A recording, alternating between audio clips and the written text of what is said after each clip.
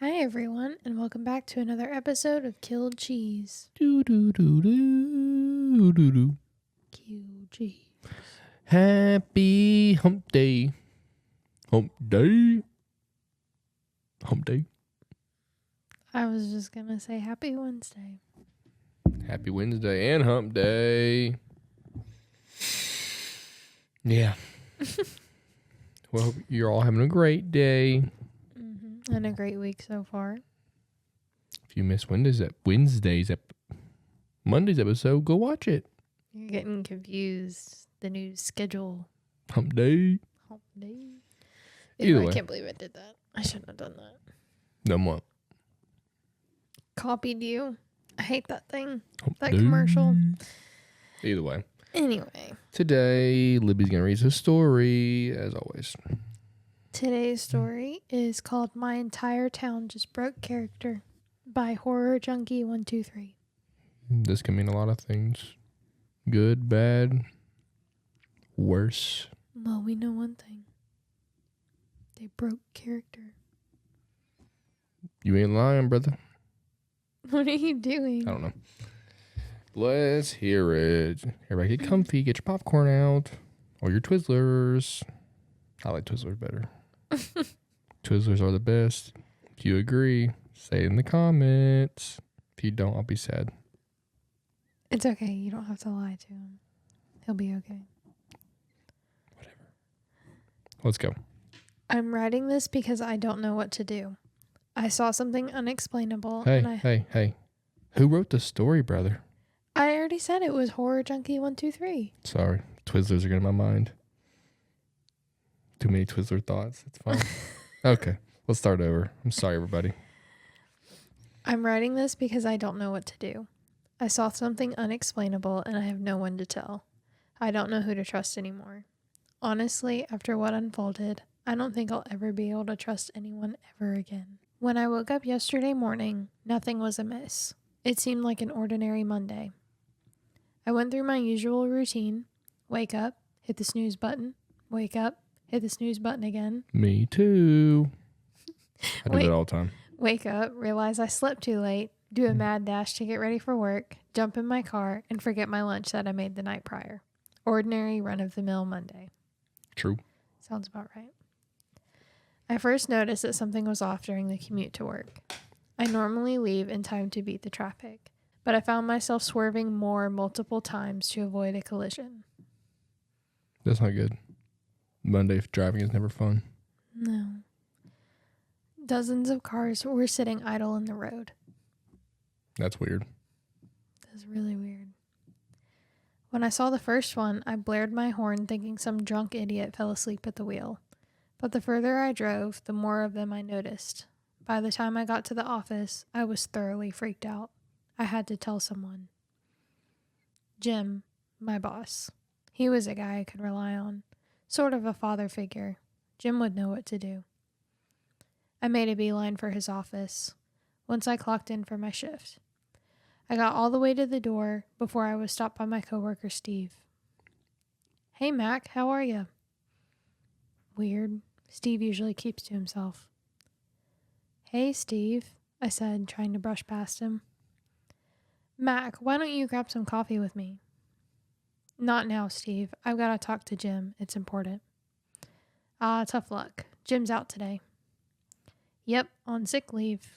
Carol from HR chimed in. Oh darn, I guess I'll have to come back another time, I said, turning to leave.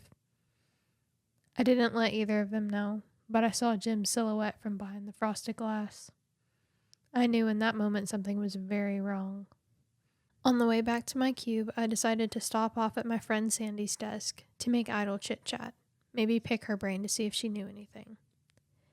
Hey, Sandy, Sandy was slumped over.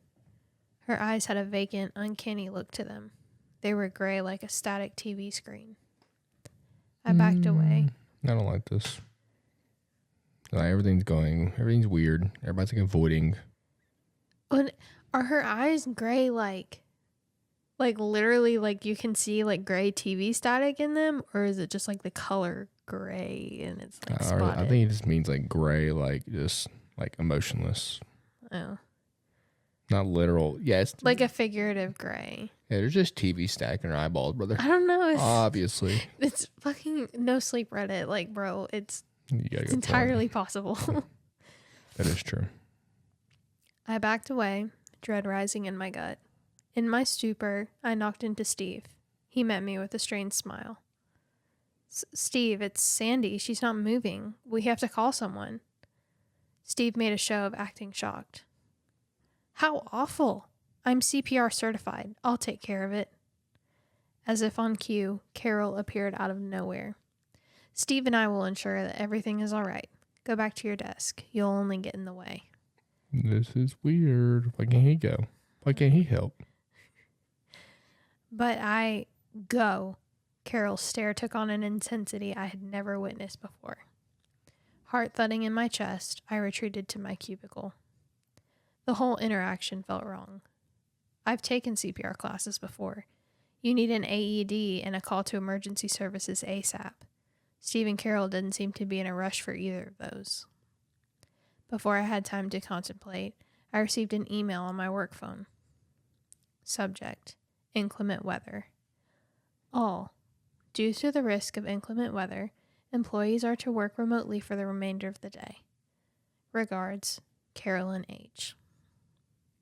A sense of unease clawed at my insides. There were only scattered showers forecasted. Nothing worth that big of a precaution. My head spun from everything I'd seen as I started up my car. I decided to stop at the local Starbucks and set up shop there. Maybe a little coffee and food would help calm me down. Vehicles dotted the parking lot, and a few customers were lined up at the drive-thru, but it looked like no one was inside when I pulled in. That's weird. Car is there, drive-thru. There's nobody. So earlier, the cars. Where's everybody at? Where did everybody go? Is it by recharging? Somewhere, something? I don't know. I decided to enter anyway. With my laptop tucked under my arm, I flung the door open. I instantly froze. I knew the franchise owner, Larry, from high school. He was always a stand-up guy. But this...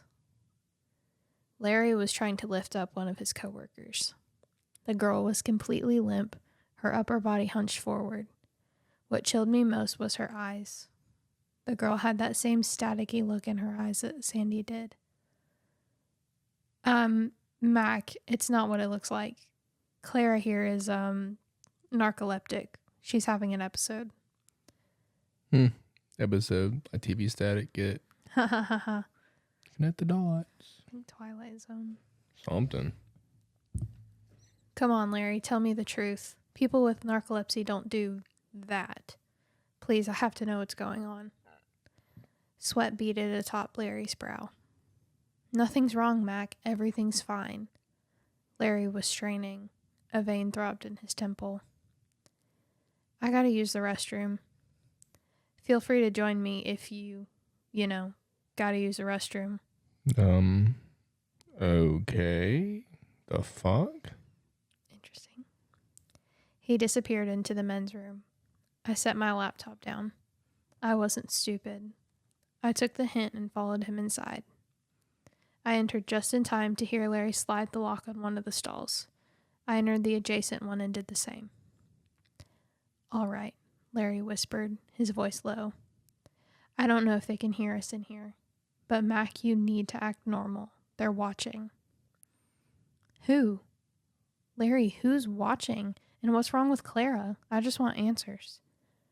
I'm sorry. I can't tell you anymore. Exit your stall a couple minutes after I do. Order a coffee and go home. Mac, you can't let on that you know. That's how people disappear. I didn't get a chance to ask any more questions. Larry exited the restroom, leaving me to mull over his words. So, who's watching? What's watching? Who's watching and what's watching? And Steve and Carol at the office that are being weird about the other watchers. girl, do they know too? Oh, they... Or are they watchers, do you think? To me, the way that they acted, I think they're watchers. Yeah. I did exactly as I was told. I left the stall a few minutes after Larry and ordered a black coffee. Larry seemed jumpy. He whipped up the coffee, shoved it in my hands, and almost forgot to take my money. I was halfway to my car, ready to make it home and escape all the weirdness, when it happened. I felt a sharp blow to the back of my head, and my vision faded. Well, he gone. He disappeared. Something. Fucking Larry. I awoke in my bed. My alarm blared, forcing my eyes awake. The time on my phone read 6:30 a.m. A whole day had passed. I was wearing my pajamas. But how? Was the entire thing just a dream? The dull throbbing in my head told me otherwise. I raced to the bathroom and pulled out my phone. I took a picture of the spot where I remembered feeling the blow. There was definitely something there. I could see a spot of dried blood. That was my proof that I wasn't insane. After deliberating, I decided to go into the office. Maybe I could get something out of Jim or Sandy. I raced out the door earlier than usual. I half expected to find the same scene as the day prior, dozens of cars sitting idle in the road. But that's not what I found. Traffic had gone back to normal. No cars in the streets, no drivers slumped over their steering wheels. Part of me was relieved. Another part of me needed to know what happened to those stalled vehicles. I was so eager to get into the building that I nearly forgot to shut off my car. I raced up to Jim's office, determined to not let Steve or Carol get in my way. "Hey, Mac," Steve said, en route, grinning like the Cheshire Cat. I didn't respond. I just pursed my lips and walked past him. I pounded on Jim's door, this time unimpeded. His deep baritone voice answered from the other side. "Come in." I spilled into Jim's office. He sat there, rigid as an arrow. He loosened a bit when he saw that it was me. "Mac, take a seat, son. You look like you've seen a ghost." "I feel like I've seen a ghost." Jim slumped back in his chair. "You should take a sick day if you need it. Don't push yourself." "Jim, there's something I need to tell you. This is going to sound insane, but please just listen." He leaned forward, elbows resting on his desk. "I'm all ears." "I'm pretty sure I saw something I wasn't supposed to. People in this town, some of them aren't real." Jim's brow furrowed. "Mac, I think you should go home. When was the last time you had a day to yourself?" "Jim, I know what I saw. I'm not crazy." "I never said you were." "You didn't have to." I stood from my chair and made my exit. Jim just sat and watched as his door clicked shut. Jim didn't believe me. Either that or he was in on it. He was the only one in the office that I felt comfortable confiding in. "Hey, Mac, how's it going?" Sandy stood from her desk as I passed, lively as ever. "Sandy, I'm so glad you're all right. You gave me a real scare yesterday." Need a little reboot. Fucking something. Something. Sandy cocked her head to the side. A pit began to form in my stomach. "What are you talking about, Mac?" "The episode you had, you just blue screened. Steve did CPR. You don't remember that?" Sandy pursed her lips. "Mac, are you feeling okay? I definitely would have remembered if that happened." "No. Not you too." By that point, I was drawing stairs. I backed away, feeling as if thousands of eyes were traveling up and down my body like insects. My primal instincts kicked in, and I ran. I sprinted through the office like a maniac, desperate to get away from the prying eyes closing in on me around from every corner. I didn't care if I lost my job. I jumped in my car and peeled out of there. I ended up at the one place I thought I could find someone who wouldn't call me crazy. The door jingled as I entered. Clara was standing at the counter with a couple of her coworkers milling about. I didn't see Larry among them. "How can I help you, sir?" "Hi, is Larry in today? I need to talk to him." Clara's brows furrowed. My breath hitched in my throat. "Sir, I think you're mistaken. We don't have anyone named Larry working here. No, fuck. Mm-hmm. They got the Larry. Poor Larry. Poor Larry. He told him it was going to happen. All he wanted to do was help Ro out. And he's gone. All the color drained from my face. I didn't respond. I walked out of that coffee shop and I raced home as fast as I could. It's been about 4 days since then. I've holed up in my house until I can figure out what to do. I'm not crazy. I'm not. I remember everything. The bump on my head is still there as evidence. Please, someone help me. I think I've seen too much. I'm terrified. I don't know what they've done with Larry, but I have a feeling that I'm going to be next. No, you're definitely next. 1000%. You're goner, buddy. Yeah, that was it. Watchers. Don't know what they were watching or what the fuck the problem was. Jim a watcher? Old Jim? Or was he one of the ones that shut down? I don't think so. I don't think Jim was a watcher. I think he was one of the ones that shut down, like Clara and Sandy.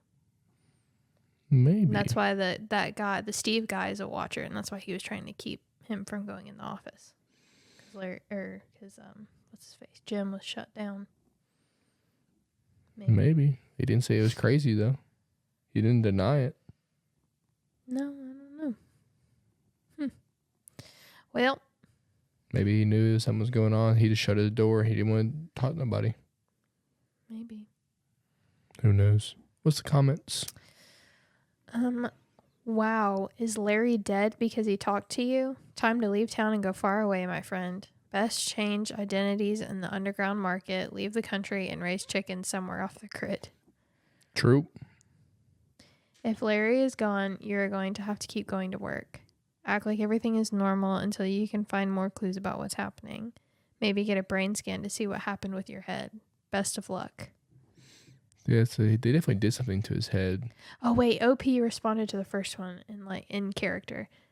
I think he disappeared because of me. Dark figures have been visiting at my door at night. I haven't slept in 2 days. They won't get me. That's cool. I like that he responded in character. You usually don't do that. I know. Either way, it's a good story. That was a good story. I enjoyed that.